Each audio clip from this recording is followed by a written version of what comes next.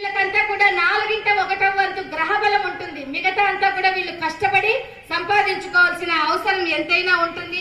వీళ్ళకు ఉద్యోగం అంటూ ఎటువంటి కష్టాలు గాని బాధలు గాని వీళ్ళకి ఏమీ ఉండవు.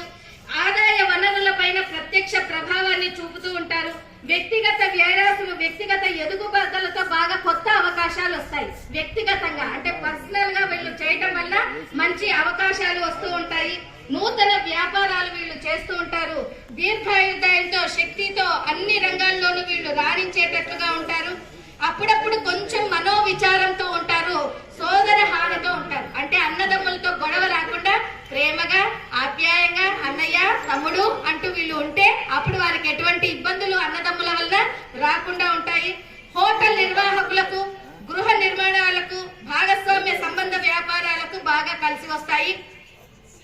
వీళ్ళు సహస్రనామాలు చదువుతూ ఉండాలి. ఈ పరమేశ్వరునికి శివాభిషేకాలు రుద్ర నమక చమకాలతో చేస్తూ ఉండాలి. ఆ తర్వాత మిథున రాశి ఫలితాలు. ఈ మిథున రాశిలో మృగశిర 3, 4 పాదములు, ఆరుద్ర 1, 2, 3, 4 పాదములు, పునర్వసు 1, 2, 3 పాదాలతో ఉంటుంది. వీళ్లకు ఆదాయం 5, వ్యయము 5. అంటే ఎంత డబ్బు వస్తే